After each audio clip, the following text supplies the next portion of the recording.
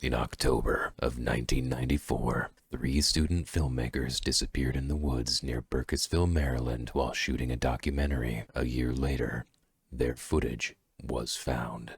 How's that? That was awesome. Did it hurt? If I tried to go any deeper, it would. I'm proud of you there. That was good. And that was the opening of the Blair Witch Project, which we watched, because you've never seen it. I was like, oh my God, you've never seen the Blair Witch Project. Not once. I'm sure like you didn't care that much at all. Can't believe you didn't watch that when you were a f***ing baby. Yeah. Oh my God, what the f*** is that? Dude, what the f*** is that? You weren't a baby. But you know what I mean, though. But I would have thought it'd be on TV at some point, or somebody in your life Never. would have been like, man, you got to watch this. No. My dad said that it was good, but he was like, it turned out to be fake, so it's not really that big of a deal. It's funny. I feel lucky because my parents were into movies, so I kind of grew up watching movies. So I already kind of knew about Blair Witch before it came out. But like, I never thought it was real myself. And I would always be like, why could people think this is real? But like, a lot of people did. Seeing it for the first time, I don't know, I could see how people thought it was real. Kind of cool. Almost like a social experiment in a way. And I remember the Blair Witch Project being something that people were talking about online. And I remember being excited to see it. And my mom went to see it first. I didn't have any money. I was probably like, I'll beep that out. Right? So she went to see it with her friend, came back. She's like, oh my God, it's amazing. And it's real, by the way. It's real. I'm like, it's not real. There's no way. She took me to see it and I loved it when I saw it. And I loved it again. Cool. Coming from never seeing the series and seeing this one, yeah, it was fun. I'm not going to go back and watch it, but it was fun. It was fun. I could see why it made so much money, because it obviously was not very expensive to shoot.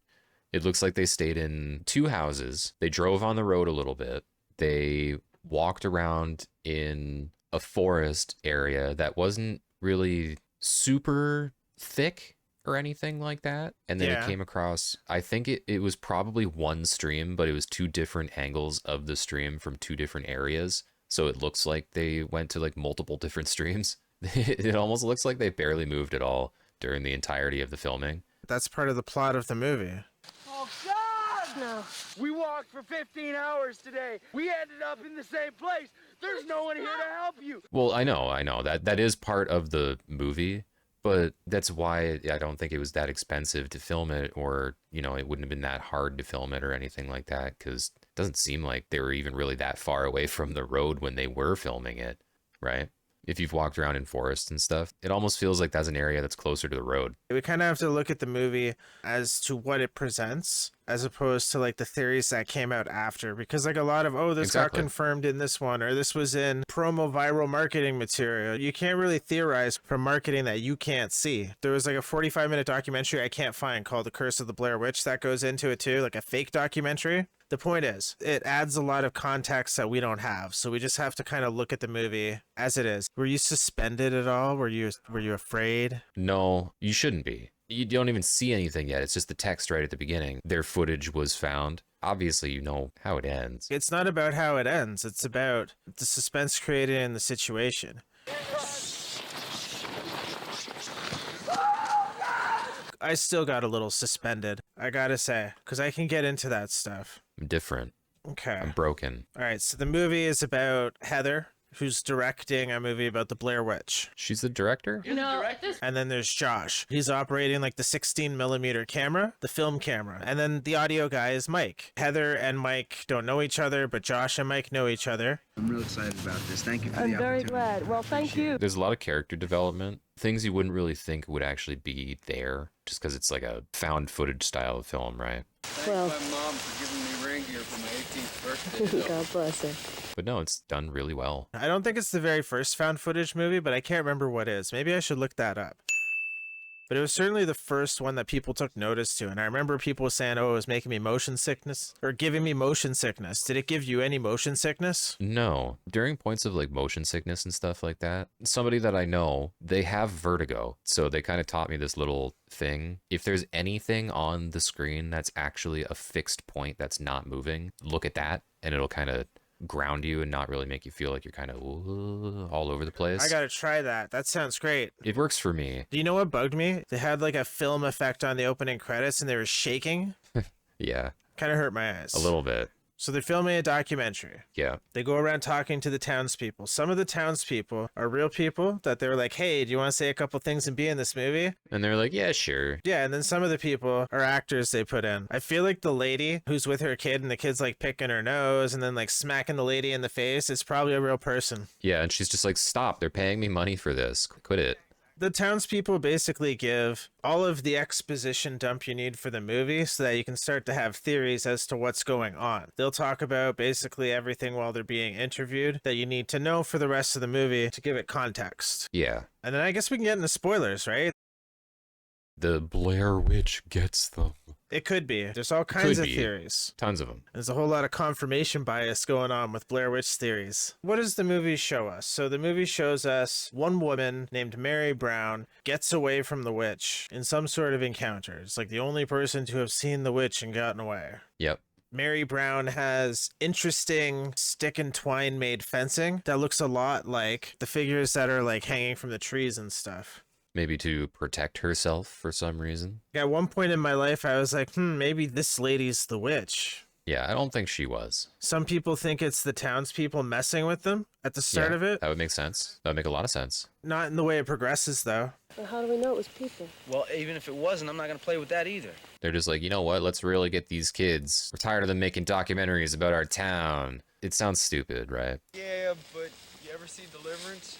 It kind of does, but it's one of the theories. It's kind of like one of those, I don't know. That one's pretty out there kind of theory, right? You'd have to somehow get an entire town to do it. How do you get an entire town to do that? It seems a bit far-fetched, no? As much as witches do, I guess. Anyway, Mike knocks over a pile of rocks accidentally.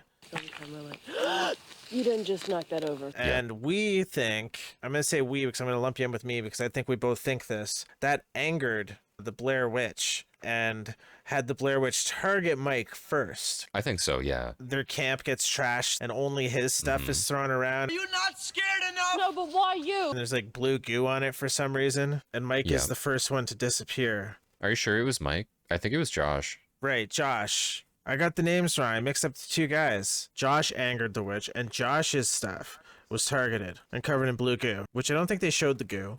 They didn't show the goo at all, no. I don't know why they wouldn't show the goo. Maybe they didn't have goo.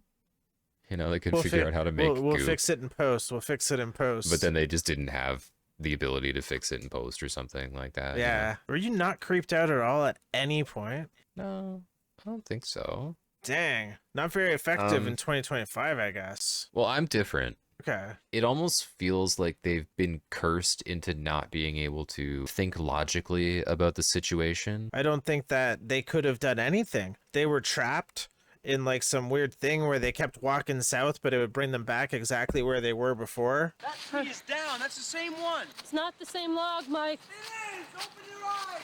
Like, I don't think there was anything they could do except get stir crazy and attack each other. I think like they were cursed or something like that to go into that house. No, there's a line where where Josh is taunting her and making her upset and stuff, and he says that like she stole one of the items, but they never showed that. So I wonder if like They never showed that at all. because then if they had shown it, it would have given that a bit of context, I think. I don't know why they would have cut it out. If it was just like a little stick or some teeth in a jar or something, you know, like Speaking let us of know teeth, what was it. Speaking of teeth, after a night of hearing after a night of hearing Josh screaming in agony, Heather finds wrapped in bundles of twigs and Josh's shirt a bit of his hair And his teeth. You know what she does?